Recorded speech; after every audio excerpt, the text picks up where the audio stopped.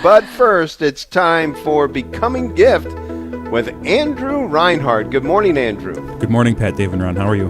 Doing great. Good, How about you? Rand. Good to see you, Andrew. So the principle I want to talk about today is focus on virtue, surrender the results. And when people are focusing on their health and wellness and their growth, oftentimes they're focused on kind of the numbers, right? Like the measurement, the weight, the number on the scale, the size of pants I have on, et cetera, et cetera. But what often happens is people can get very discouraged, very set aside. They'll be like, "Oh, I've been, eating really clean for a month or 2 months or 3 months, and I've only lost 1 or 2 pounds." Or, I have a couple bad days, and it's like all of my progress is undone, et cetera, et cetera. And I think this is often the case where we get these big kind of swings in emotion or in how we feel we're doing because we're focused on the wrong thing. It was interesting when especially when St. Thomas Aquinas talked about virtues and vices, sin and good actions. One of the primary punishments for sin is that when we do it, we become somebody who likes it. Meaning our action transforms our desires. So one of the punishments for sin is that we start to delight in the sin. And the sin is something that destroys our human nature.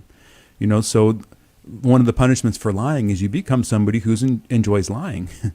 and so you're sort of marching blithely into your own destruction.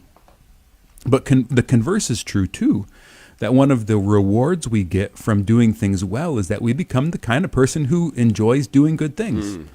And those good things are in accord with our nature. They help to restore us, to heal us, to bring us into deeper, fuller life.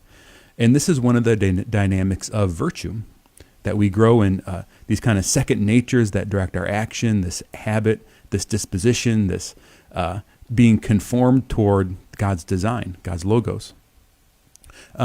So in our life of trying to grow in health, of trying to maybe lose weight or maybe work on a diagnosis your doctor gave you and you want to try some lifestyle interventions or something, I think it's really helpful to focus on virtues versus focusing on results.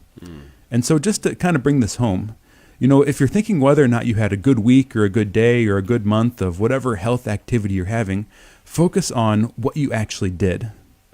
Meaning, was I able to, do the fasting I wanted to do? Was I able to avoid the foods I wanted to avoid? Was I able to put myself in bed at the right hour? Or was I able to actually get my body to the gym? Versus focusing on things like, what's the number on the scale? And am I picking up bigger, heavier weights than what I was the previous month, et cetera, et cetera. And I think this principle also helps us keep our motivation in the right place.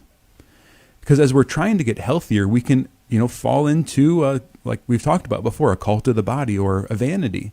And these things might be actually what's driving our behavior, right? I'm not actually seeking the Lord with this discipline. I'm seeking myself in some various way. But if we try to focus on the growth, the virtue, the behavior itself versus the results, that's one way we can purify our motivations, that we can purify our intentions, and have that purity of heart, that singleness of heart, of really doing this to glorify God versus glorifying for ourselves. So our principle for the day is focus on virtue, not on results.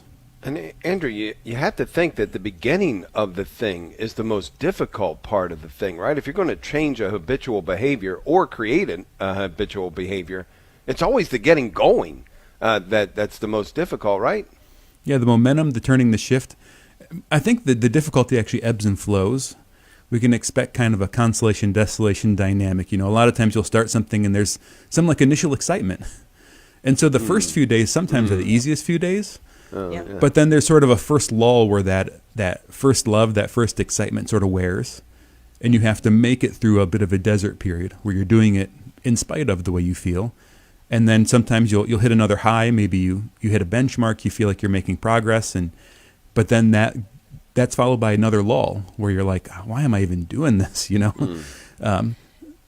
So Andrew, do you find that, because we always talk about virtue kind of being the middle in between extremes, is that part of our issue, is that we kind of have an all or nothing approach to things so often? Well, if I can't have this, then I'm not even going to do it. Do you think that's part of this health thing? Yeah, an all or nothing approach. Like Like you can have, there's a lot of ways this can manifest. One can be in, well, I've already sort of broken my diet, so I might as well just keep on breaking it. Like today is already quote unquote a bad day because Exactly. I ate a saltine. It's a waste. So now I should go to the ice cream store and have a whole fruit, a whole cheesecake, and so that You can were with definitely me have that kind of yesterday. It mindset. sounds like, yeah. I've been with myself a lot, so I know how this works. So this kind of all or nothing thinking, but virtue being the mean, sometimes I think we have to be careful with that, because it's like, what are the extremes and what's the specific virtue? Right? Sometimes virtue can look pretty extreme, right? If like something like martyrdom, there's not much mean in martyrdom, but it's modified by the theological virtues. So Exactly. so in this journey, I think it's important to identify what virtue you actually want to work on. Like, what am I actually doing here? Like, what's the end? And with that, you have to keep what's the end in mind. What's the goal? And with that, the goal not being like a number on the scale, but like, what's the character I want to be? How do I want to be like Christ? Like, am I trying to grow in temperance? So the goal is actually to forge moderation, which is a piece of temperance. So part of moderation might actually be eating a little bit of that thing that's not good for me and then stopping. Right. Versus having an all or nothing mindset of like, I'm just going to never touch that for the rest of my life. Well, and the beauty about putting the focus on virtue and not the actual results is we can maintain peace even when we're not doing perfectly, right? I mean, otherwise it just causes anxiety, and then that causes us to stumble again. Yeah, I love the one response that, I forget what saying it is, but I think it's a great expression of humility. Whenever he would have a slip or struggle, he just said, "See, God, this is who I am without you. This is who I am without you." I love that. Yeah. And he's not taking the blame off himself, but just simply recognizing his own weakness and being humble in his fall. Because if we react too strongly to our own struggles, oftentimes we're in a subtle way placing ourselves as the protagonist of our own life. Like, if I would have tried harder, then I would have been like Christ. Yeah. Right. Well, that's not how it works. That's Pelagianism, buddy. Yeah. And I think when you talked about, like temperance, the idea of moderation, when I talk about it in class, I always say, I use my author of the text, using inner worldly pleasures well, and so the idea of, if I'm an alcoholic, I can't have just a little, because then I would not be using inner worldly pleasures well. So trying to shift to people from that, right? Depending on what kind of health issues you have, maybe you do need to stay away from certain things. And it's, so when we only see temperance as moderation, we have issues, right? Amen. Yeah. And knowing it through your own story too. That's always just so key. God's calling you to a particular way of life, a particular way of love, and it's going to be different than the people around you. And this is why, like in the previous week where we talked about making Christ our ideal versus, somebody else we know in our life. Yeah. True. Very Love it. true. Thank you for being a gift to us, Andrew You are, Reinhart. Andrew. That's Becoming Gift with Andrew Reinhart. Love that you're with us each and every Wednesday. God bless you, brother. God bless all. Take care, Andrew. Great perspective.